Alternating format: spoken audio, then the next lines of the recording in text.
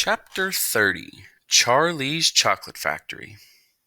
The great glass elevator was now hovering high over the town. Inside the elevator stood Mr. Wonka, Grandpa Joe, and little Charlie.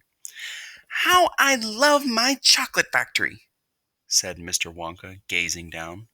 Then he paused, and he turned around and looked at Charlie with a most serious expression on his face.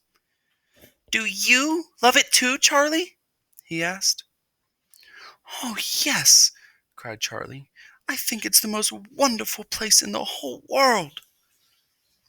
"I am very pleased to hear you say that," said Mr. Wonka, looking more serious than ever. He went on staring at Charlie. "Yes," he said, "I am very pleased indeed to hear you say that. And now I shall tell you why." Mr. Wonka cocked his head to one side, and all at once the tiny twinkling wrinkles of a smile appeared around the corners of his eyes, and he said, "You see, my dear boy, I have decided to make you a present of the whole place. As soon as you are old enough to run it, the entire factory will become yours."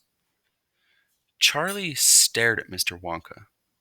Grandpa Joe opened his mouth to speak, but no words came out. "It's quite true," Mr. Wonka said, smiling broadly now. "I really am giving it to you. That's all right, isn't it?" "Giving it to him?" gasped Grandpa Joe. "You must be joking." "I am not joking, sir. I'm deadly serious." But, why would you want to give your factory to little Charlie?" "Listen," Mr. Wonka said. "I'm an old man. I'm much older than you think. I can't go on forever. I've got no children of my own, no family at all. So who is going to run the factory when I get too old to do it myself? Someone's got to keep it going, if only for the sake of the Oompa Loompas. Mind you, there are thousands of clever men who would give anything for the chance to come in and take over from me. But I don't want that sort of person. I want a grown-up person at all. A grown-up won't listen to me. He won't learn. He will try to do things his own way and not mine. So I have to have a child. I want a good, sensible, loving child, one to whom I can tell all of my most precious candy-making secrets while I'm still alive." "So that is why you sent out the golden tickets," cried Charlie. "Exactly," said Mr. Wonka. "I decided to invite 5 children to the factory, and the one I liked the best at the end of the day would be the winner." "But Mr. Wonka," stammered Grandpa Joe, "do you really and truly mean that you are giving the whole of this enormous factory to little Charlie? After all—" "There's no time for arguments," cried Mr. Wonka. "We must go at once and fetch the rest of the family. Charlie's father and his mother and anyone else that's around. They can all live in the factory from now on. They can all help to run it until Charlie is old enough to do it by himself. Where do you live, Charlie?" Charlie peered down through the glass elevator at the snow-covered houses that lay below. "It's over there," he said, pointing. "It's that little cottage right on the edge of the town, the tiny little one." "I see it!" cried Mr. Wonka, and he pressed some more buttons and the elevator shot down toward Charlie's house. "I'm afraid my mother won't come with us," Charlie said sadly. "Why ever not?" "Because she won't leave Grandma Josephine and Grandma Georgina and Grandpa George."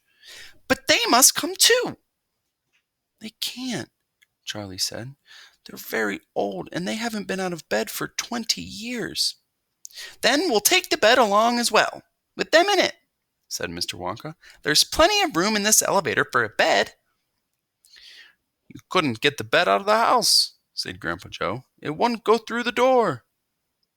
"You mustn't despair," cried Mr. Wonka. "Nothing is impossible. You watch." The elevator was now hovering over the roof of the Bucket's little house. "What are you going to do?" cried Charlie. "I'm going right on in to fetch them," said Mr. Wonka. "How?" asked Grandpa Joe. "Through the roof," said Mr. Wonka, pressing another button. "No!" shouted Charlie.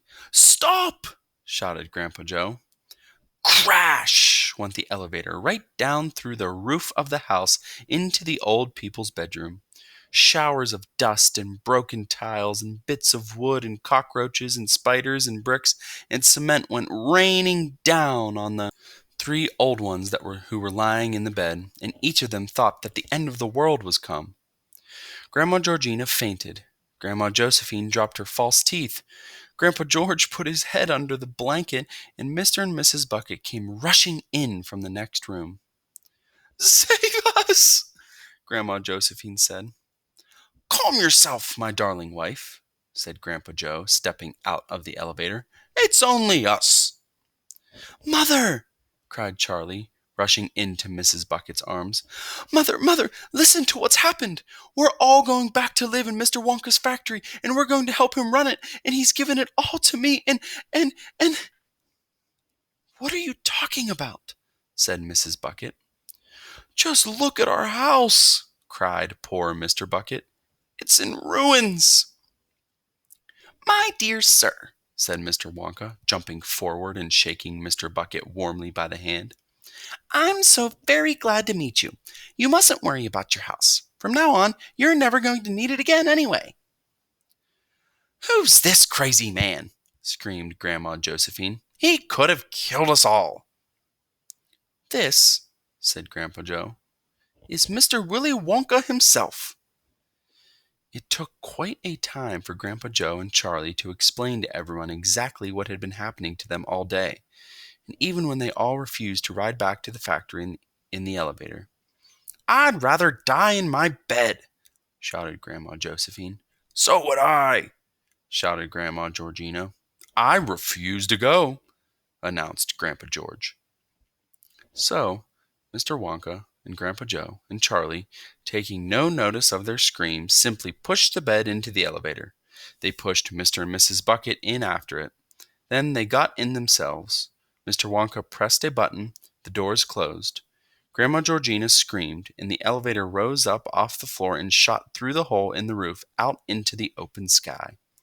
Charlie climbed onto the bed and tried to calm the three old people who were still petrified with fear. "Please don't be frightened," he said. "It's quite safe, and we're going to the most wonderful place in the world." "Charlie's right," said Grandpa Joe. "Will there be anything to eat when we get there?"